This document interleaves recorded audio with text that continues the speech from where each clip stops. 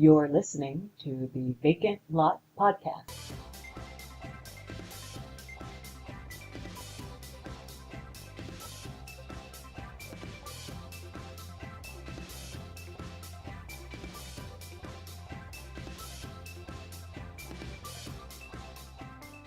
Hello again and welcome. Thank you for tuning in. My name is Sylvie and this is the Vacant Lot Podcast. This podcast is dedicated to my love for the cartoon series Hey Arnold.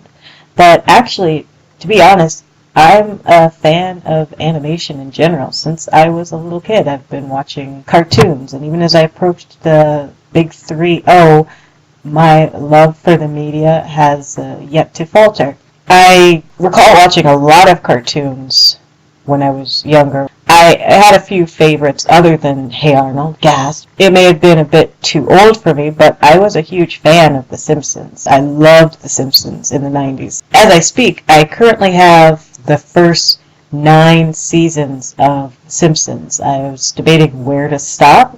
I originally thought I was going to stop at season 10, but looking through the episode list online, I realized I kind of tapered off from watching The Simpsons as much after about the 9th season. There's a reason why I bring this up. There's a reason why I'm talking about The Simpsons on this podcast today. Part of the reason why I like The Simpsons is, there's the main characters. There's Homer Simpson, there's Marge Simpson, Maggie, Lisa, Bart.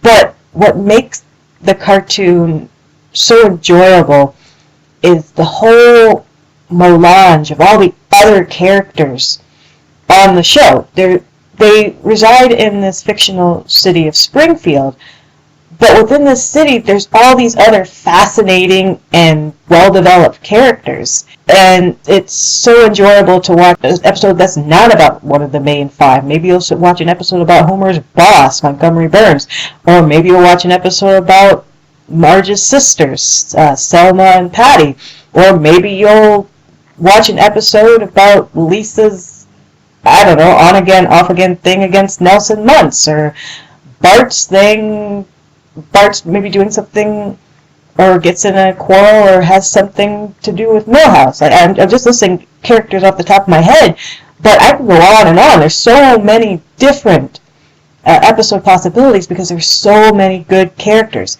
At one point, I owned the portrait of The Simpsons, not just The Simpsons, but all of the secondary and supporting and one-shot characters that had shown up on the show. And I think it was well over 50 characters on that one portrait alone. This was an old portrait. This very well could have been from before 2000. So that cast list has since probably more than doubled or even tripled.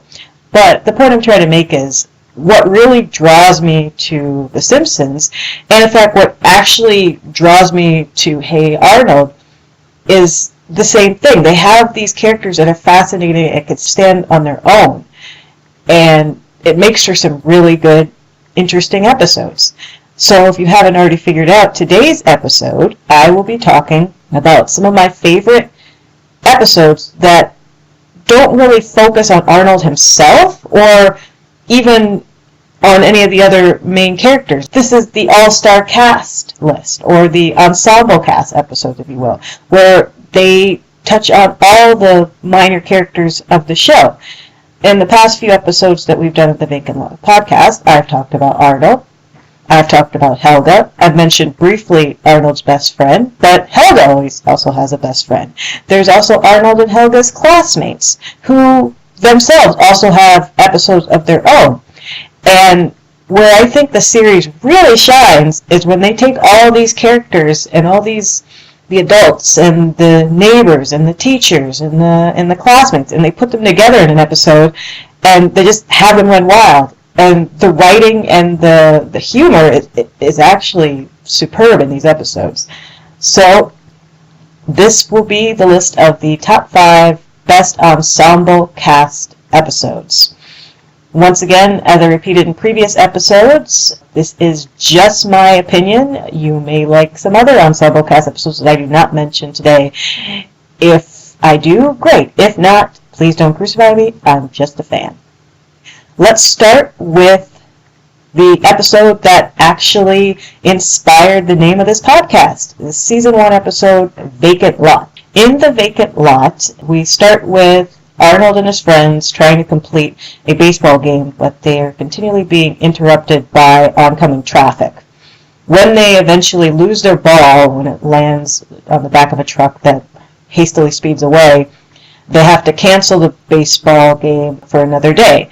As they're going home, Arnold stops by an abandoned lot that's covered in junk and overgrown with weeds. It just looks like a dump. But through Arnold's eyes, he sees the potential. So Arnold enlists the help of his friends, and they clean up the lot, and they rename it Gerald Field, and it becomes their dedicated spot for baseball. So they all pat themselves on the back for the wonderful idea of saving this vacant lot. However, the adults in the neighborhood suddenly take notice of this vacant lot, and they decide to use it for their own devices. So when Arnold and the others return the next day to play baseball, they find Arnold's grandparents, they see the Mr. Green the butcher, they see Harvey the mailman, they see the other boarders. They all have taken over the vacant lot to do their own adult grown-up things, such as plant a garden, play checkers, raise chickens. They try to work around this. They try to still play, but the adults eventually shoo them off the field and take it for their own. So the kids get frustrated. They don't know what to do. The adults themselves get frustrated because they can't learn to work together. And at some point, the kids just decide, all right, well, if they're going to take it from us, we'll just leave it the way that we left it for them, as a dump. And they take the trash and they just throw it back on the lot. Only then do the adults realize the error of their ways, and they decide to not only clean up the park again, the adults decide to improve the diamond so it's an even better baseball diamond. And Gerald Field, the name of that they christened the vacant lot with, becomes the baseball spot once again. For obvious reasons, I like this episode. It's one of the first Ensemble cast episodes because you get to see a bit more of the other characters. Arnold's best friend Gerald. Helga has her snarky thing. A little bit more of Harold. The other characters, you see them, but they don't talk as much in this episode, but they're around and they help with making the vacant lot Gerald Field. And then we also get to see some of the other adults that are in the neighborhood. We get to see Arnold's grandpa and grandma. We get to see more of Harvey. I always liked Harvey. He's the gravelly voice mailman of the neighborhood. He was played by Lou Rawls. Awesome character. Then there's Mr. Green, who's the butcher, who never misses a beat to promote his store. Then we see the florist, Miss Vitello. So we get to see a lot of... This is probably one of the earlier episodes where you see the other people in Arnold's neighborhood. And while it's not a huge cast, it's the first ensemble episode of its kind in the series. So, and it's a classic. It's a season 1 episode, which, like I said, the season 1 episodes can't be beat. So it's definitely worth taking a look at, The Vacant Lot. Next episode I want to talk about is actually one of my personal favorites. Everyone has their list of favorite Hey Arnold episodes. That will obviously be a episode topic in the near future. But if you talk to a lot of people, they all have their top episodes that they love. Most people will say either a holiday episode like Arnold's Christmas, or they'll do one of the Helga episodes, or maybe it's the episodes about Arnold and Arnold's parents, Parents' Day, the Journal. I don't know anyone else who agrees with me, but I actually think one of the best episodes is World Records. This has always been one of my favorite episodes. Basic premise is Arnold finds a book of world records and decides that he, too, wants to be in the book of world records. So, despite the taunts and protests of Helga saying that is the stupid idea, that the people that are in the book are morons, and that they'll never achieve anything, he enlists the help of Gerald, and they make several attempts to try to break a world record. First, they try to do stuff that's already in the book. When that fails, they do stuff that they're more familiar with because they're kids. When that fails, Arnold believes the problem is that they don't have enough kids, so then he enlists the help of the other kids in the neighborhood. That eventually brings them to enlisting the help of the other people in the neighborhood. Again, the boarders, the butcher, the mailman, all the other people in the neighborhood join forces for this one big final attempt, and that's to make the world's biggest pizza puff. When that fails, Arnold finally is getting discouraged and thinks he might never be able to get in the world record book.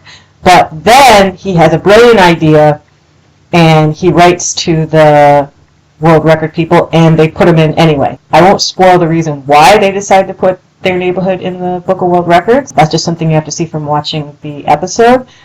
But this is an episode after my own heart. It's a really good ensemble cast episode because you see a bit more of the other minor characters. We see more of Eugene, the Jinx, the hapless friend of Arnold that's helping out with a lot of the attempts and just gets injured to the point where even when the other kids are getting discouraged, he comes out in a full body cast. He's like, I'm game, let's keep going.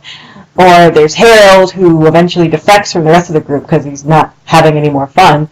So him and Brainy, of all people, go and try to break their own world record, which is funny in its own right because he's trying to break the world record of most amount of time spent on those coin-operated horses at the supermarket. It's a really weird subplot, but it's funny. And if you like Helga, you get your full dose of Helga here as well. She's mean, but at the same time, when no one's looking, she's like, my love is such a visionary. And it's not going to be on a lot of people's top 10 lists, but World Records is the whole package in terms of a Hey Arnold episode, I feel, because it has Arnold being Arnold. It has Gerald being the good best friend. It has Helga being her crazy self. And then all the other characters are doing their things too. Sid's mucking up, so to speak. Phoebe's being intelligent. Stinky's rolling pizza puffs. Anyway, it's good to see all the minor characters there helping out with Arnold's goal. And it's good to see it's a feel-good ending when they finally do succeed. It culminates with the whole neighborhood just dancing in front of the boarding house, celebrating. Even Helga, who admittedly didn't do anything. It's a great intro episode that I didn't say would be an intro episode just because I know how horribly biased I am. But even if it's not on your favorite list, it definitely should be considered just for its sheer ensemble cast merit. So that's World Records. Next episode I want to talk about is another Season 2 episode. I forgot to mention that World Records was Season 2. Mud Bowl is also a Season 2 episode. Mud Bowl is an interesting episode. It's the introduction of the 5th grade character Wolfgang. This is interesting because at some point through Season 2, the voice of Arnold, Torrin Caldell, or as he's now known as Lane Torrin, had to be replaced because his voice was changing due to puberty. So the role of Arnold had been given to a new boy, Philip Van Dyke, who I also like. I think Philip Van Dyke did a pretty decent job for the couple of seasons that he was Arnold. But they didn't want to outright get rid of the original Arnold because his voice, it's the original Arnold. So they suited his deeper voice for a more mature character, and he becomes the character Wolfgang. Interesting fact here, Lane Torrin also did the voice of King Bob in another cartoon I absolutely love, Recess. And ironically, he also played a 5th grader in that show as well. He basically had the exact same voice in both cartoons. But anyway, in Mud Bowl, Arnold and his friends are playing football at the park when they get interrupted by Wolfgang and the other 5th graders. They argue for a bit and they decide to settle the score with a football game on the weekend. 4th graders versus 5th graders. So since Arnold got them into the mess, Helga believes it's her responsibility to keep them from getting crushed by becoming this blowhard of a coach/quarterback and running them through these brutal drills and all this repetition and force-feeding them these protein drinks. And at first it seems like they're making some progress, but when the day actually comes and they have to play against the 5th graders, it's not working. They're getting their butts handed to them. Only when they seem totally down and out do they finally say, okay, let's try some Arnold's loopy plays. And Arnold's loopy plays actually work because rather than try to overpower the 5th graders, they try to outsmart them, which works much better. the tables had turned and the fourth graders were catching up, and then it rains. And since Wolfgang does not want the game to end in the tie, they decide the next touchdown will determine the winner. So, again, won't spoil the ending. It's definitely a good episode to watch. It's pretty funny. It deals with almost the entire fourth grade class. Even some people that I'm surprised are even involved. Rhonda's the girly girl, and it's kind of surprising to see her play football. I first originally thought they were playing to lay claim on who would own the park for football. But there's really nothing at stake here except bragging rights. Yeah, the whole cast gets involved. Even Torvald, I might have mentioned him in a previous episode. Torvald has his own episode in season 1. He's this much older kid, much older than Harold even, who's 13 in the fourth grade.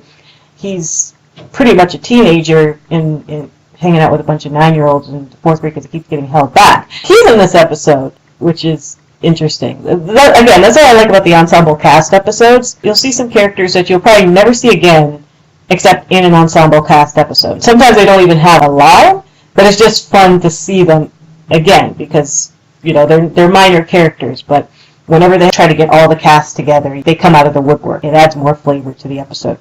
Another thing I want to point out is watching Mudbowl again, you really see the difference between the fourth and the fifth graders. Almost like the fifth graders, I don't know what they're eating or what they're drinking. It must be full of some sort of crazy hormones. Because a lot of fifth graders are not only much taller, they're almost built like full-grown adults, especially Wolfgang. There's a scene where Arnold and Gerald see Wolfgang practicing for the football game. Wolfgang catches the football, but in the process lands on a post box, effectively crushing it. And I'm like, my God! It's a little unrealistic. The logic I like to use is the earlier episodes of The Fairly Odd Parents, which are the best episodes, by the way, how Timmy Turner sees the rest of the world. It almost seems like the world's against him. And it makes sense. It's kind of funny if you look at it through the eyes of a child where everything, the universe revolves around them.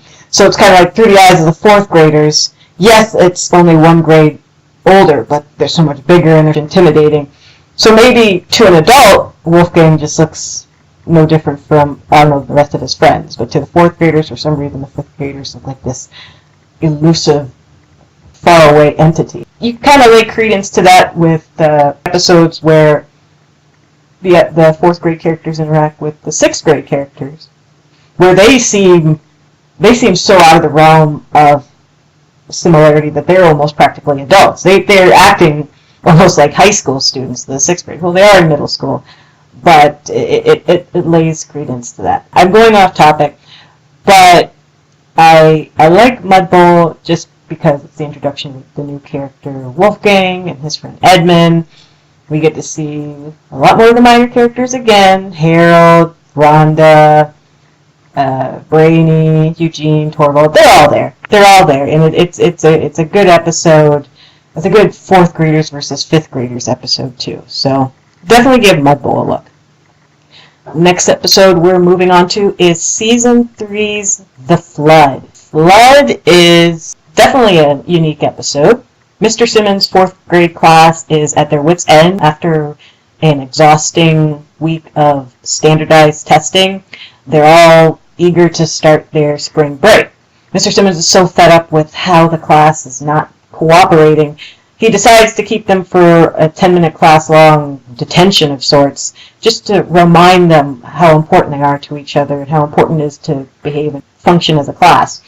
This proves costly because within those 10 minutes, a storm moves into the area and there's effectively a flash flood, and the students are forced to spend the night at PS 118.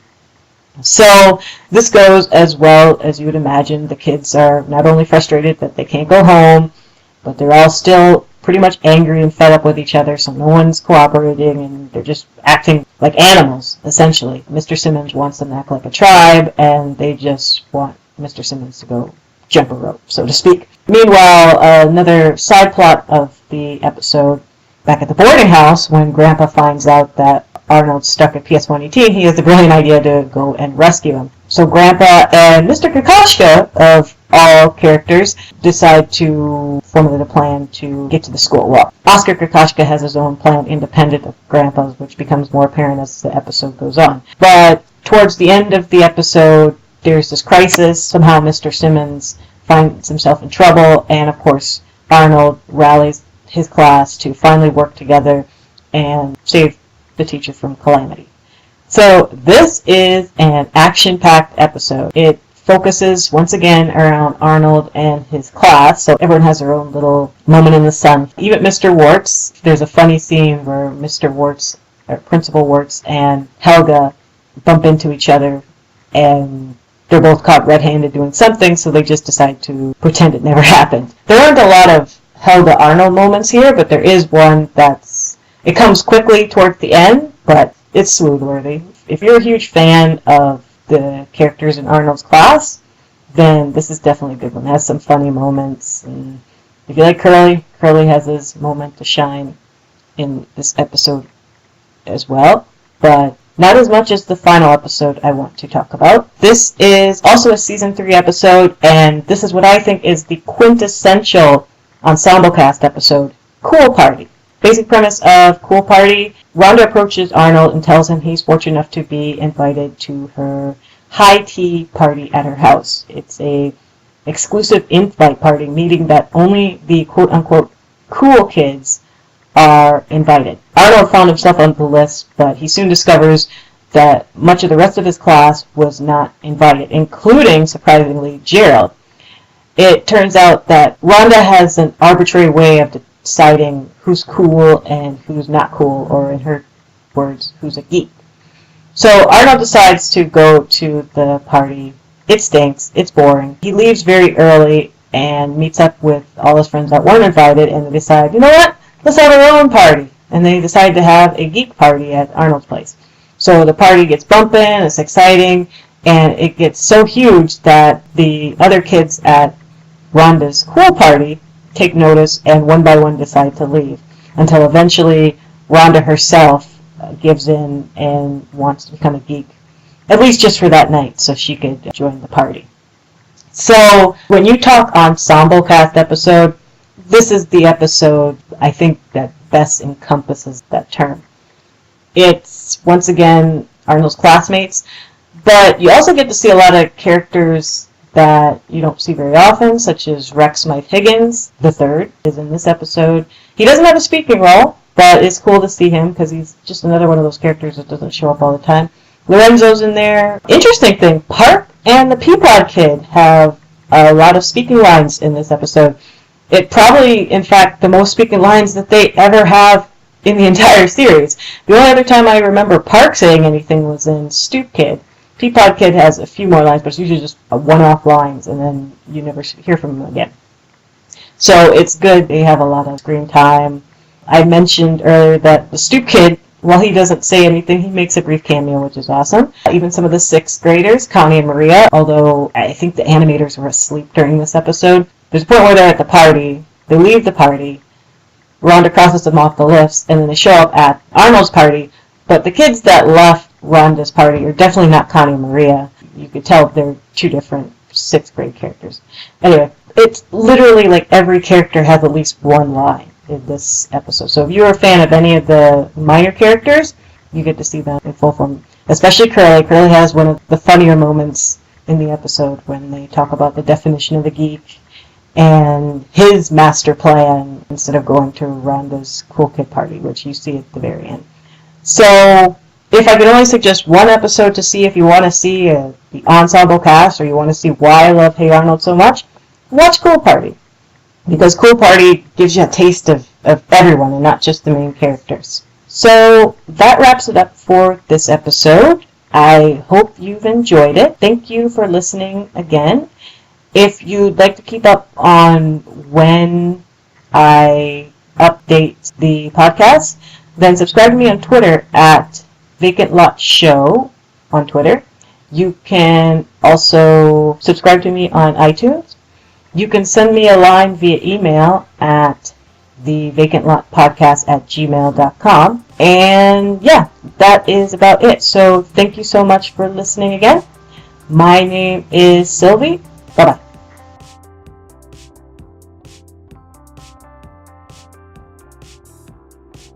The song you are listening to is Sweatari by the band Escalate.